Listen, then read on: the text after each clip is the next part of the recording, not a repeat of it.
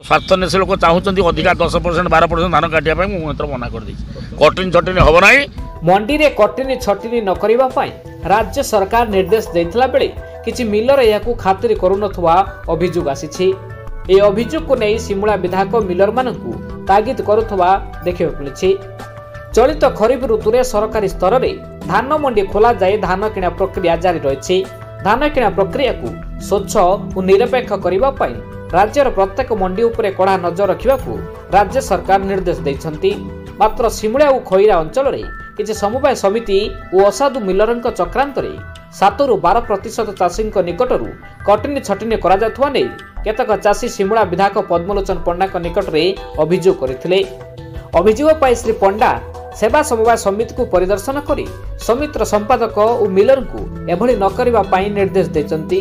धान क्विंटाल 3100 किणु बर्तमान 3100 किणा होची किंतु ताकू धरिकी केत जण जदि ये लोक स्वार्थन्वेषी लोक चाहूँ अधिका 10% 12% धान काटिया मुझे मना कर कटिन छटिन हम ना। धान जदि से न निए से मत कलेक्टर सागर कथा सारे से सागर ये से धान मिल के अनाड़ी देदेवा और जी नब से रेट दब जी काट से अनुसार कटिन छटिन ना आज्ञा। हाँ 10% 12% काटुँच निश्चय निजी मु तो कहीदेली मु तो जाऊँगी जदि किसी असुविधा हम रवि बदमाशी मिलर करुँच आम छाड़बूनी चाषी को स्वार्थ देखू आगे 3100 टकर धान किणा चाषी मैंने 3100 टका पाइबा दरकार। आ ये जो मझे बदमाशी करके धान को मझे खाई से पैसा को बर्तमान 8000 कोटी टका राज्य सरकार दूसरी चाषी को जो दौर 800 टे बढ़ेला लाभ कौन ताले आम बढ़ेबू ताकू खाई मझे दलाल राइस मिलवाला एटा केमित हम सेटा हम आम तो घोर विरोध कर। चाषी निकटरू सरकार धार्य मूल्य रे धान किणवा को परामर्श देवा सह सेमानकु तागिद करबा सह आगुक एभली कले कार्यानुष्ठान हेबो बोली चेतावनी दैथिले। खरा वर्षर चाष करते केतले बन्या आसुची केतले बात्या आसुची तार धान डिस्कलर हो जाउची ओइथि होची पवनर धान पिटिकी अगाड़ी कर दउची जेतिकी उड़ेला भितर जेतिकी धानर बस्ता धरुची जति बस्तार पुरौछु सेठी आसिकी एमाने एलआईसी करछन जे कि अगाड़ी अछि मच्छर अछि धान डिस्कलर हो ताने चाषी कौन करियो हेतला सेटा त चाषी हाथर कथा नहीं ना। चाषी हाथर कथा 5-6% काटुछनी 5-6% 7% करो कटिन छटिन जदि न करछनी तमे एठी पचार ना कटिन छटिन करछनी ना।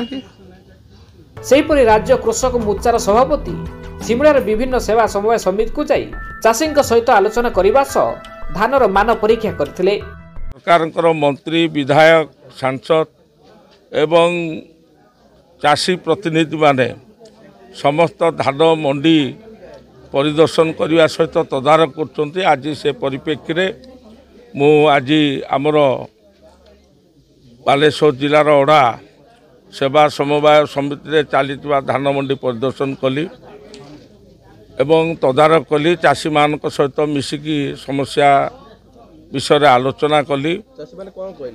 चाषी मान ठीक ठाक चली एवं किसी जो तांकर असुविधा थिला समस्या थिला से बाबद चाषी मान आमर दृष्टि आकर्षण कले। कटनी छटनी बाबद जो कहते से बाबद आलोचना कलु एवं देखंतु नवीन बाबू को सरकार समय दीर्घ 24 वर्ष शासन काल रे जेभली भाव व्यापक भाव धान किणा कारबार जो अव्यवस्था थिला ताकू सजाड़िया मोहन माझी सरकार आज व्यापक पदक्षेप नहीं धान किणा कारबार स्वच्छतार सहित हम कटनी छटनी हम ना जो माने कटनी छटनी करेंगे से दृढ़ कार्यानुष्ठान ग्रहण करा।